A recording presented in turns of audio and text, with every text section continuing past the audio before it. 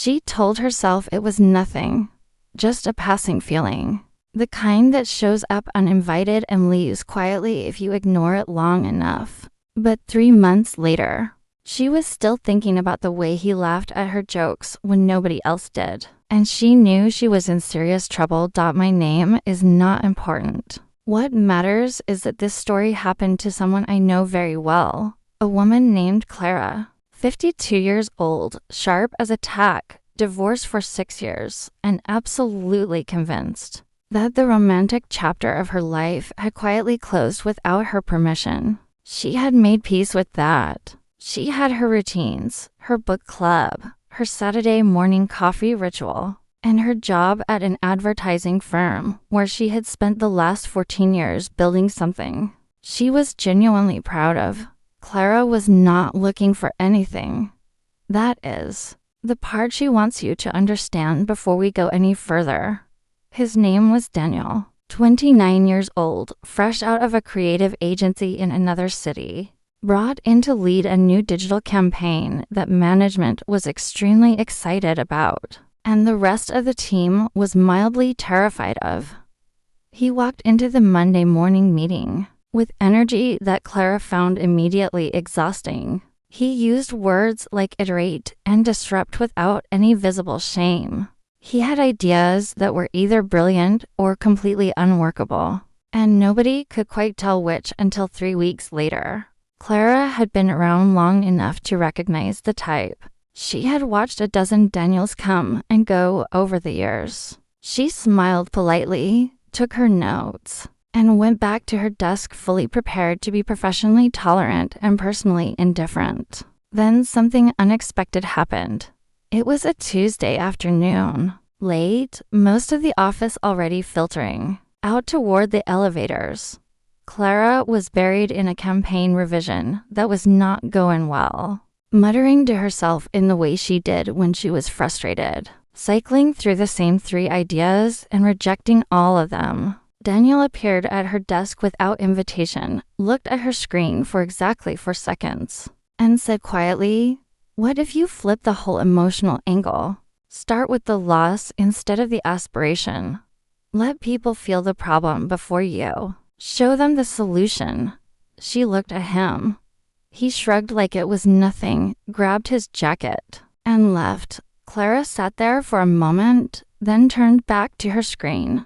She tried his idea. It worked immediately, not just a little, completely. The campaign came together in 40 minutes after hours of going nowhere. She stared at what she had built and felt something she had not expected to feel that day, which was genuine admiration for another person's mind. She told herself it was professional respect.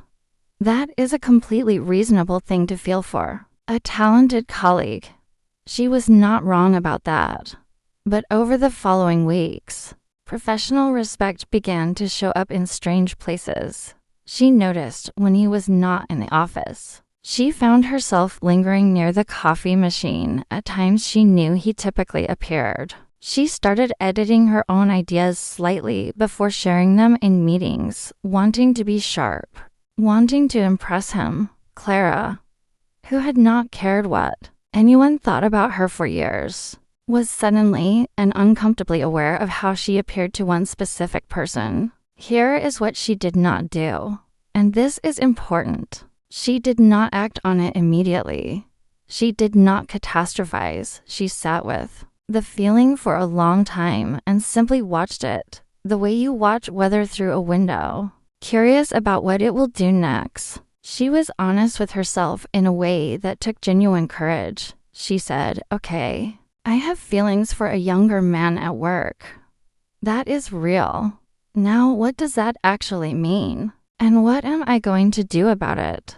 The 23-year gap between them was something she thought about with clear eyes. She was not naive. She understood that age differences carry weight, that people have opinions, that the dynamic inside a workplace adds layers of complexity that cannot be ignored. She thought about her daughter, who was actually closer to Daniel's age than Clara was. She thought about what a colleague would say. What she herself might have said 10 years ago if someone had described this exact situation to her. She gave those thoughts room to exist without letting them make the decision for her. What helped was a conversation she had with her closest friend, a woman named Judith, who had the specific gift of saying true things without softening them to the point of uselessness. Clara laid out the whole thing over dinner one evening. The Tuesday afternoon campaign moment, the coffee machine calculations, the way she edited herself before speaking around him. Judith listened to everything without interrupting, which was unusual for her. Then she said, "You are not describing a crush. You are describing someone who makes you feel fully awake. That is a different thing. Pay attention to that." Clara went home and thought about that for a long time. She thought about the version of herself that existed before her marriage and during it and after it ended. She thought about the years she had spent becoming smaller in quiet ways, not dramatically, not in ways anyone else would necessarily notice, but perceptible to her in moments of honesty. She had stopped expecting to be surprised. She had stopped expecting to feel electricity around another person's ideas. She had stopped expecting, honestly, to feel much of anything that was genuinely new. And now here was this feeling, inconvenient and unsolicited and real, insisting on being felt. The shift happened gradually. She stopped manufacturing reasons to be near him and instead allowed natural interactions to breathe. She focused on the work, which was always a good anchor. And in the process of focusing on the work, something interesting happened. Daniel started actively seeking out her perspective, not in the obligatory way that younger colleagues sometimes performed respect for institutional knowledge, but with genuine curiosity. He brought her problems before they became crises. He asked her what she thought about industry shifts she had watched happen and unhappen across the decades. He was, in his own way, paying attention. There was an evening in November when the team had worked late to prepare a pitch for a client that everyone knew was make or break for the quarter. When the last person left, and it was just the two of them finishing details, they ended up talking for 2 hours about nothing related to the campaign at all, about their families and their failures and the moments that had redirected the trajectories they thought they were on. Clara told him things she had not said out loud in years. He listened the way that good listeners listen, with their whole attention, without waiting for their turn to speak. She drove home that night feeling something she could only describe as restored. He asked her to dinner the following week, not as colleagues. He was clear about that.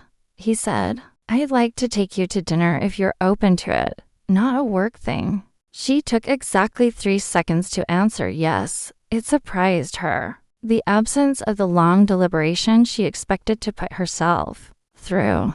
It was as if some part of her had already made the decision and was simply waiting for the question to be asked.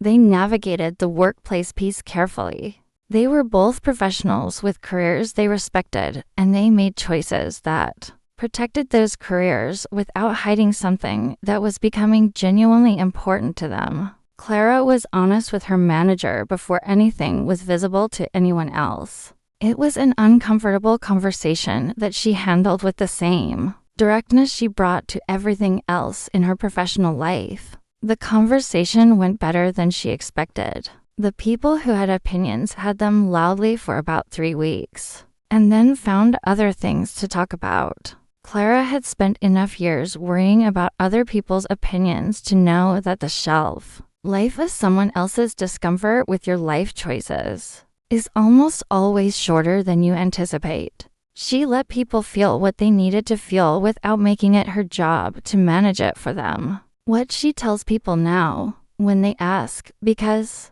people do ask, is that the most surprising thing was not falling in love with someone younger. The most surprising thing was the version of herself that showed up in the process. The one who was direct and undefended and genuinely curious again. the one who stopped apologizing for taking up space. She had thought that chapter was finished. She had been wrong about that in the best possible way. Love does not check your age before it arrives.